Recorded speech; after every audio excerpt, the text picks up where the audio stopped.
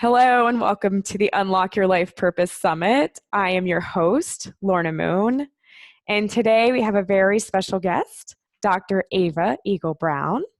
Now, what can I tell you about Dr. Ava? She's a world-renowned coach. She's an award-winning international speaker, an author, and so much more. In fact, she even has her own skincare and hair care line coming out. So welcome, Dr. Ava. Thank you so much, Lorna. I just love how you say my name. It was just with so much pizzazz. I love it. Thank you for having me. You just have a wonderful name. How can you not love Dr. Ava Eagle Brown? Just makes you want to soar up in the air. Thank you so much. Thank you.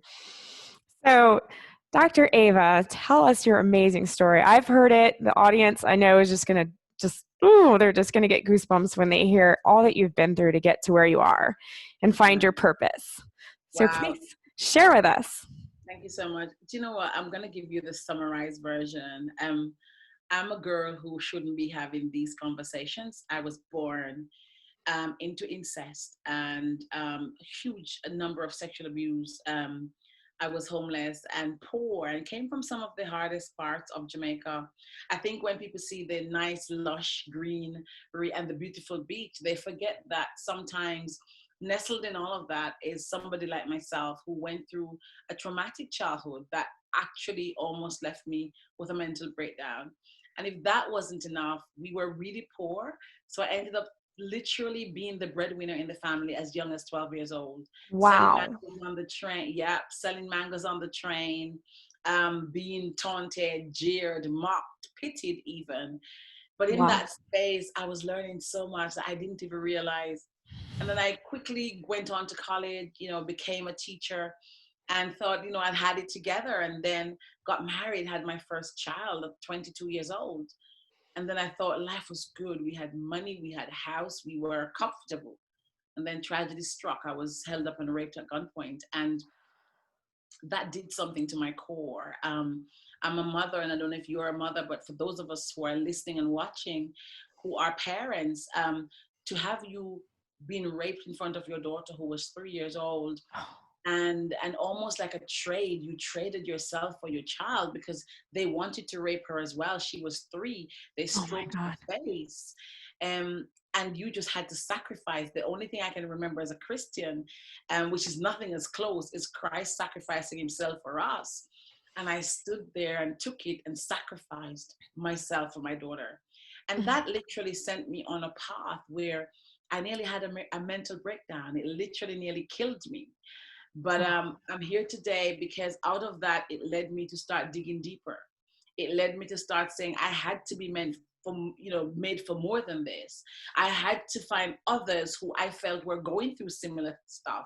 And I went on this self-discovery journey. And out of that, I found myself, because that was important. I learned to forgive. And then I found others who had gone on similar path. And then ultimately I found my purpose, which is now working with women and men who are having such similar stories, who are thinking that it's the end of the world, but having them realize that God helps to recycle our pain into purpose. So I go around the world and I'm no longer that girl. It's just part of what I've been through.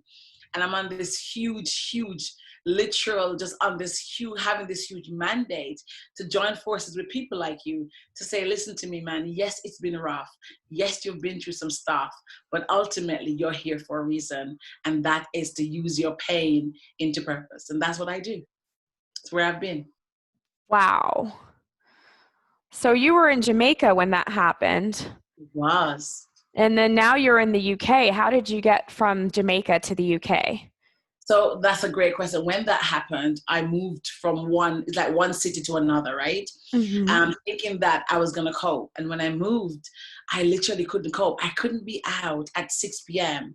because all of these memories of every time I went behind my steering, I felt like the residue, I felt like the gunmen were still there. Oh. And I had a breakdown. I just couldn't cope. And so I actually was studying my first degree at the time, and it was in the UK. So I remember coming for my exam, and my auntie said to me, why don't you just stay? And I was like, no, I can't stay. So I did an interview with a teaching agency because I'm a trained teacher. And then I went back to Jamaica, got on with life. And God, I believe that God has designed assignments for us. I believe that his purpose and his will sometimes take some meandering turns, and we sometimes don't. I have this saying, though I don't understand it, I trust you, right? And Yeah. I remember saying that. I remember standing on the hill when the phone call came, and I was in corporate at the time, had left teaching, and then God literally, I'm standing on this hill, somebody's calling me from the UK, and there was a job. I was offered a job, literally just like that. They'd never met me. I was offered a teaching role. And so I packed everything up because I needed to run. My brain was just overloaded with all of this trauma. We were existing, we were in autopilot. Life was a hard struggle mentally. Physically, we were fine. Financially, we were fine, but emotionally, we were broken. And so when the opportunity came to come to the UK, I grabbed it with both hands. That's how I came here. That's great. So you came there and started out as a teacher. I did, yes. So what grade were you teaching? I did high school to A levels. So I have taught, I've taught from year 7 to year 13. Wow. So how did you get from teaching to coaching and speaking? Do you know what? So I still think I'm teaching today, right? I think this is what we do. We're still teaching. Yes. I was, I don't know. I just felt, I always feel that I'm made for more. And teaching is a great profession. I love it. Mm-hmm. But I really hated the fact that in the UK, kids didn't value education the same way we did in Jamaica. Now, that could be because back home at the time when I grew up, education was seen as this passport out of poverty. And we were not all of us were well-to-do. And so in the UK, kids are just so entitled in a lot of ways. They have everything they need. It's similar to the US, right? So in Jamaica, some classes were held under trees. In the UK, classes are held in nice classrooms and they have all the facilities. And kids would show up and they would have some kids, not all, their cigarette lighters, their mobile phone, their lip gloss, their mascara, no book, no pens. And I just got fed up of that. I was like, no way. I wanted to teach children who came because they had an interest. And after a while, that wore down on me. And I just thought, I don't want to do this. So I went and did a master's, studied business and made a transition. I mean, it's a longer journey, but to summarize, I made a transition when I did my first master's degree. Wow. Your first master's. Yes. So how many do you have? I've got 2. When you grow up, so when you grow up like I did, right? When you grow up like I did and your parents are not rich, right? Education can become that thing that I'm actually in university right now. I love it. I love it. Studying a higher diploma. It's a scholarship I just got. Philanthropy is big for me. So I'm doing a course I'm at Ulster University doing something in social economy about philanthropy. I really am big for me. So but I love education. It's just such an awakening, enlightening tool. I love it. Wow. Your love of learning. See, that's infectious. I love that. I'm also a learning addict myself. So it's so nice to be with another one who really sees, the value in education and just so excited by that. But it's such a powerful tool, right? It can transcend into so many spaces because I say it from a space of just trying to emphasize. My mother doesn't read and write today. I'm from a family where nobody went to college except me, but then it's education and mindset. We're gonna come to that piece because my mom has 10 children and nobody else has bothered with education. But I have this hunger and this thirst. I was about to say righteousness. Thirst for righteousness, yes. This hunger and thirst for knowledge, I think, is just so powerful, and I just love it. So I keep studying. Wow, I love that. Yeah. So, I mean, it's so incredible. So you grew up poor. I mean, just really no expectations. You would just have a family, you would teach, you would raise your kids, and that would be it. And then you just everything that you've been through, and then that just led you to this and just more and more education and coaching and speaking and traveling the world. And not only that, skincare and hair care coming. Yes. And you know what? Somebody rang me today because I didn't remember. No, it's out. So it's a year now that we came out. And somebody rang me today and I was in the park with my son. And she rang me and she said, Ava, I want you to take this in. And I was like, what are you talking about? Because I'm so busy. And she said, it's been a year since you launched your skincare line. I was like, oh yeah, because I forgot. And she was like, skin and hair care. And she's like, Ava, look at what you've done in a year. This Friday, and I can say it now, we're gonna be in UK British Vogue on Friday, right? Wow. Like that is like so powerful. And then on Sunday we were in the Daily Mail. And then a few months ago we were on the front page of the Business Telegraph. And she's like, Ava, and we won an award. And she's like, Ava, look, but let me say this, because that came out of my nasty divorce. Mm-hmm. That came out of pain to purpose again. My divorce happened. I was stressed. I lost a lot of money. Family broke down, and I wanted to be my own therapy. So I started making shea butter products, literally just watch the butter churn, and that washed away my sorrow. And then I was like, why am I just here doing this for my friends and family? And I turned that into a business just like that. Wow. So that was like your therapy. That was therapy, yes. It's just making the products and my divorce therapy, yeah. How did you learn how to make these products?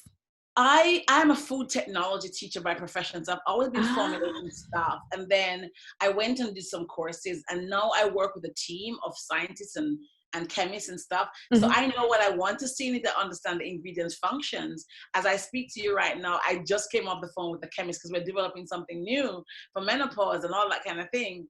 But I know what I want. I know the functions of ingredients. I know what goes well together. I've got that kind of mind. I grew up with herbs. I love herbs and natural things. And so I just think you can mix that and that, and that would be good. And I like the things that I want to smell and feel. So yeah. Wow. I am so blown away. Education, right? Study. I am so blown away.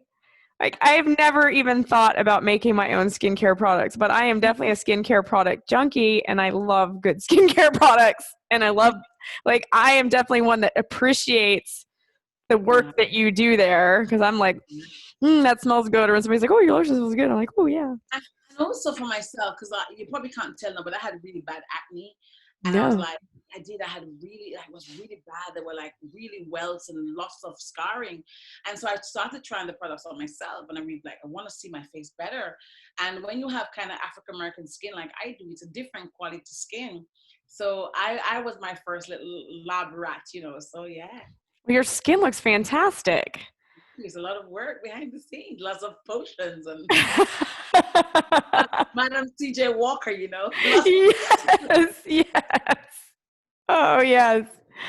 Oh, my goodness. Wow. So how do you balance all of it? Girl, do you know what? I'm going to say something that you probably never heard before, but it will not be the first to hear. You'll start using it in a while. Balance is a myth. Harmony is a must. Balance is a myth. Harmony is a must. I'm going to say that again. So in 2018, in 1 week, I did 3 continents. I spoke in California. Then I flew to South Africa and spoke in South Africa. And then I spoke in Europe. And I remember saying to myself, oh my God, I felt so guilty. I'm a single mom, divorced single mom with 2 children. And I was constantly feeling guilty. And then I was like, no, that's not right. Because when I'm here, I really show up for my kids. I'm there. I switch off the computer. I switch off my phone. I'm fully present. And so I used to be killing myself about the amount of time that I spent with them rather than the quality of the time I spent with them. Now I'm realizing that no, there's no such thing as balance, especially in the world we live in. We're always evolving. So I don't want to try and get balance because it's a myth. You're always chasing this balance and chasing. I don't want to do that. How about trying to find harmony? Harmony in when I'm with you, it's your time. Harmony when I'm fully present, I'm just for you. Harmony in, you know what? I'm only going to spend half an hour, but it's going to be quality. It's going to be so like a thick conditioning, that kind of quality. Yes. I was just developing the conditioning today, so it's in my mind. And we're just thick hair mask, right? That's really good nourishment. So when I'm with you, and I said to myself, my friend said, Ava, you're single. What if the guy came? And I was like, if he comes, when he comes, let me repeat that, change my language. Yes. When he comes, I'm going to make sure that the quality I spend with him, it's really important. So it's not about how much time we spend together, because that's trying to balance something. I can't balance all of that. It's a juggle. But when I'm with you, when I show up and I try to do that, it is going to be in harmony. And so I stopped chasing balance. I don't do it anymore. I work towards harmony. That's it. That right there is so powerful. Yeah. So powerful. I mean, I know how many parents today, sure, they're there in the house with their kids the whole time, but their kids are playing video games or they're on the TV or they're in the house, but there's not that time. And so, yeah, trying to find this balance and really the harmony, the presence of being there, because it doesn't matter if you're in the house 24/7 with your kids if you never talk to them, right? It's just, and my son will, like, at night when I'm going to go to bed, it's one of the time, because I'm a single mom and I work from home. So when it's bedtime at night, we literally lay there and have a conversation as well, like fully present, nothing else, no phone on, and we talk. And it's, even if it's 10-20 minutes, it's deep. It's just fully, my eyes are all on you. I'm tunnel vision just on you. And that is important. Rather than I'm trying to do, okay, I'm trying to talk to you, I'm trying to do the email. He's there and it doesn't work. But when I stop everything and I'm fully present for you, that's all that matters. Because in that time, you feel valued, you feel seen, you feel appreciated. And that's what I do now.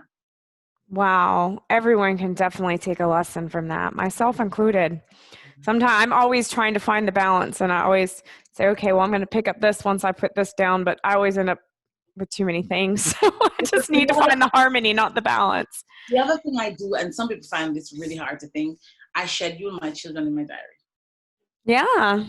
Sounds hard, but it means that, like today, my son and I were going to go to the park. I got up at 1 p.m. I'm out of the house. It's your time. I'm not on my phone. I'm in the park with you. We're looking at ducks and swans and at the lake and the spring. I'm listening to you. I'm talking to you. I'm with you. It's just about you. When that time ends, however, you understand that I get back to work because I've got Lorna Moon to be interviewed by. And so I really I'm managing his expectation as well. So part of that is saying to your family, look, this is what I'm doing. If you take your family along with you and involve them in the conversation, it will not be as hard. That is so powerful. Wow. That's what I do. Wow. Wow. Wow. Wow. Mind blown. Yes, because you know what, like, think of all the parents who are home now in COVID, and whether you have a partner or not, it's really hard to be trying to, because everybody's out of structure, right? Mm-hmm. And you're a stay-at-home mom, you work from home, you have all your clients calling, you're trying to do this. And one of the things is just to be authentic. Like my clients, like when I'm doing a Facebook Live and my son comes in, I'm not gonna go away. No, I'm a mom. You understand that I'm a mom. So my son comes by, I'm no longer trying to be, I don't do perfection. That's the first thing. So Yeah. I'm authentic. I'm gonna show up authentically. My son shows up, he's part of my process. And people know this. If I go to speak abroad, when I spoke in Poland, and that was 15,000 people, my son was on stage with me because people, me, Eric Thomas, Nick Vujicic, we were all on the stage with my son. He was 4 years old. He's everywhere I go, and people know that. So he's part of the process, and people just, my tribe just gets that he's everywhere. As a matter of fact, when I'm seeing without him, people are like, where's your son? Like, where is he? It's what it is. That's great. Wow. That's such a good lesson. That is such a good lesson. It's a master class for him every day. He's in a master class. He's in a master class. He learned so much. I know he will not work for anyone. He just wrote his first book in COVID and published. He's just starting his own business. He's 8 years old. That's master classing. That's what it is. Wow. 8 years old. He just started his business, just published his first book. Right. That's the difference between bringing him along with you and him seeing what you do versus telling him to go play a game. Yeah. Right? Yes.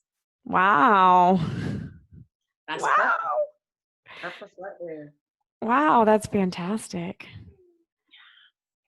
Wow. I love this.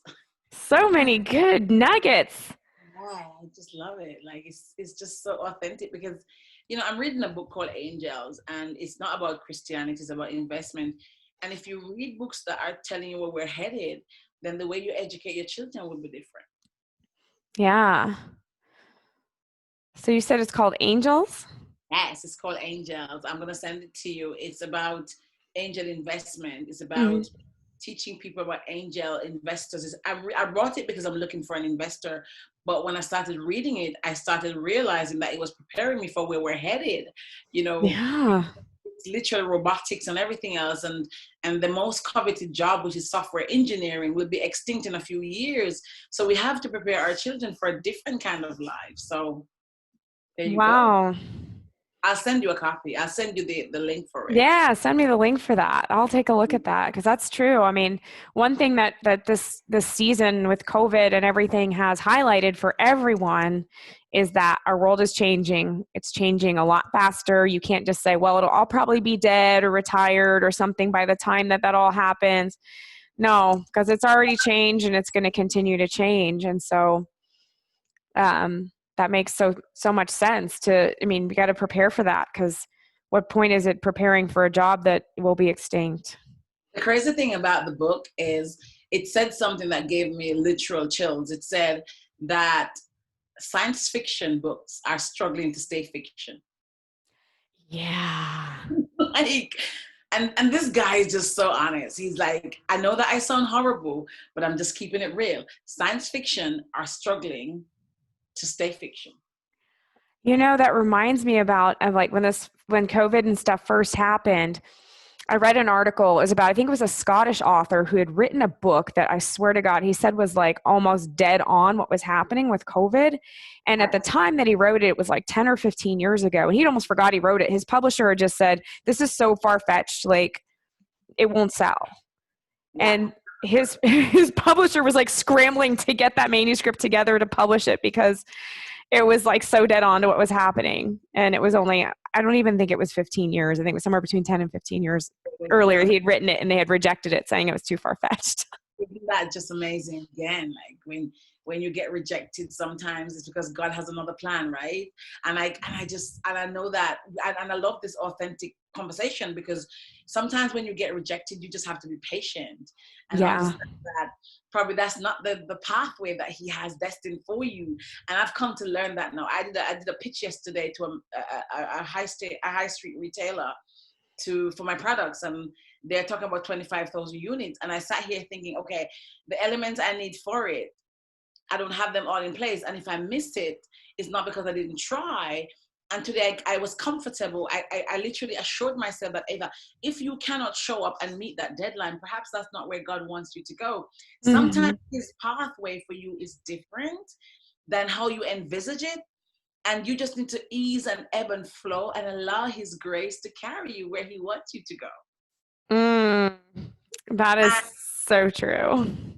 there you go. And that guy's book was relevant today and had more sales now, actually, than he did in the last 15 years. Mm-hmm. Wow, that's so true. I know in my own life it's been the same. Things that have just, not come through together and I'm just like all heartbroken and mad and this was supposed to be, right?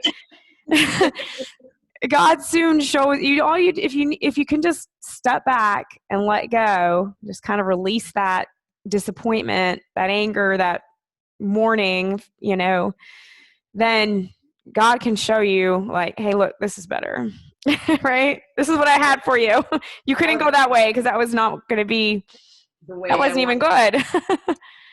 I was reading something last week. I think it was either in my devotional or on Facebook. I read Acts of Faith every morning, and then I do my regular devotion. And somebody was saying that only if we can see, right? If we could see ahead of the things that are ahead of us, some of us would not even venture further, and some of us would do more. But Yeah. that's the beauty of God, is that you just have to have faith. And you can't, faith is that thing you cannot see, but you believe in it and hope for it. And over the years, because of all that I've been through, I've been able to just be faithful, just exercise faith and patience, and just trust him and believe that he is going to do what's ultimately best for me. And it's not always easy. No, it's not always easy, is it? Especially if you're one of those people who like the book gets so suspenseful and so you flip to the end just because you just can't handle like what happened. And then you're like, okay, now that I know that this is okay, then I can keep going. If you're that kind of person, like it can be really hard. But you just have to trust him, man. I just think it's the best thing to do. I love that. And that's something that I have especially learned a lot in this COVID season. I was getting there before, but it's really in it. And it's like I'm doing it now consciously, saying, okay, I'm going to trust, I'm going to trust, I'm going to trust. And then just beautiful things unfold. So it's like when I get that fear, it's like, no, no, no, no, let go. And then you just get the, see, this is why you didn't need to be fearful. Yeah, I mean, I have a friend who was trying to buy a house just before, she was through, and then she's like, oh my God, the house, and she had so many roadblocks. And that's the thing, and we're talking about purpose again. Sometimes the purpose is in another direction or lined up because of something else. Her purpose in buying was to give her family a house, but she wasn't able to afford the house, the size that they needed.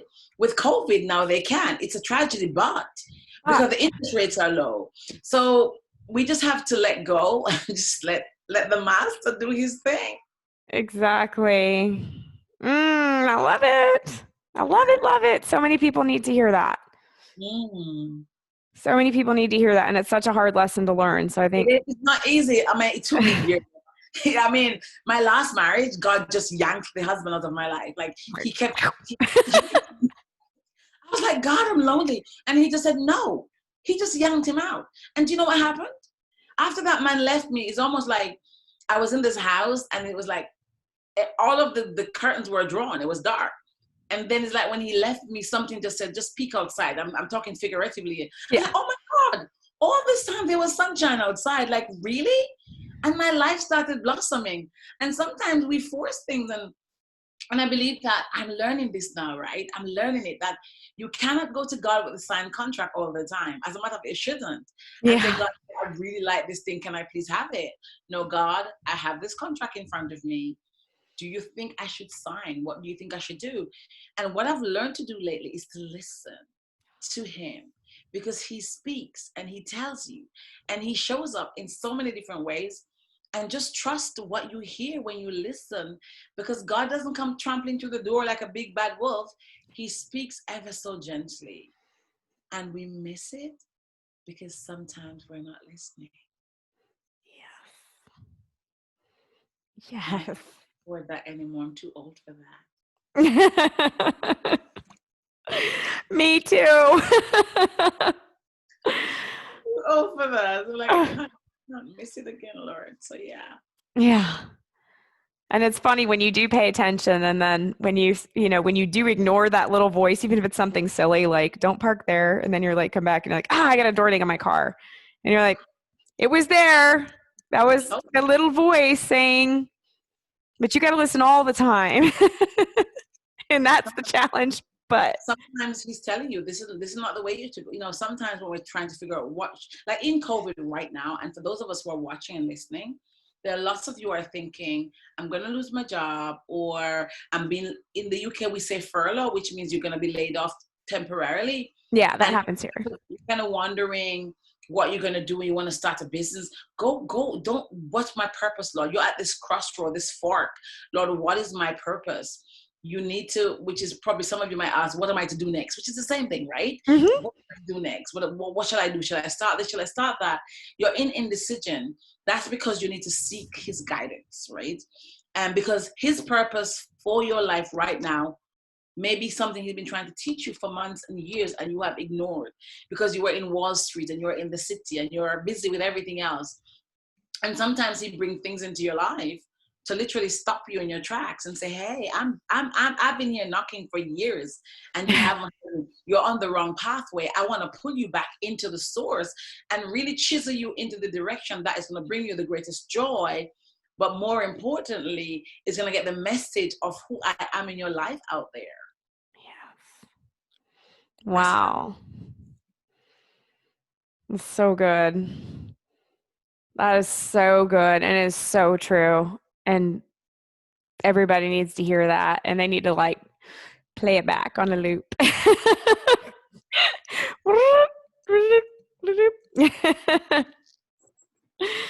So good. Wow. You've got such great wisdom that you're sharing, and it's just so grateful to have you here and have you sharing with the audience. And I think you also have a cool little gift for the people that are watching, don't you? I do. She's wrung my hands and kind of insisted that I gave you guys something. You know, Give, with COVID I going said, on, give her something good. Give up something good. with COVID going on, I know that I can be honest and so vulnerable and honest about it. I struggle. Like, if you haven't struggled with your mental health in this period, then please tell me that the pill that you're having or the water you're drinking. We all have struggled in one way or another, and we've struggled. You know, whether it's on one day we just feel restricted of our civil liberties, or another day we just feel tired and feel trapped. We all have struggled. Or the children are in our ears and they want to go and meet their friends. We all have had to come to the place where we've had to check our mental health. And so for some of us more than others, we have the tools and the skills to cope. And so I thought, what better gift could I give than to give you what I call the COVID mental mix? It is really simple, some steps that you can use to literally do stuff with your family to cope. It has been projected that we have a second wave that's coming around the winter time, into autumn, fall, you guys call it. So these are some simple tips and tricks and tools that you can use to really cope and get through this. And some of them are practical in everyday life. So beyond COVID, these are tips you can use and fall into better harmony with yourself and your mental health. So this is going to be in the feed somewhere here for the Yes. the audio, and you'll get that. Yeah, there'll be a big fat button below this video for you to click on and take advantage of that. And I'm going to take advantage of it too, because even though I do pretty good, sometimes I could use a little help with my mental health. All of us, Especially if can. my boyfriend's been watching too much news. Well, girl, at least you have one of those. I'm still waiting for mine to show. Oh, God's going to bring him to you just when you least expect it. Amen, sister. I'm going to pull that down. I'm going to receive that. I'm telling you, Receive it. I'm receiving it. Dr. Ava, thank you so much for being here. It's been so awesome talking to you and having you share your wisdom with everybody. Thank you so much. And good luck with all of this. It's so beautiful to be here. Thank you. Thank you.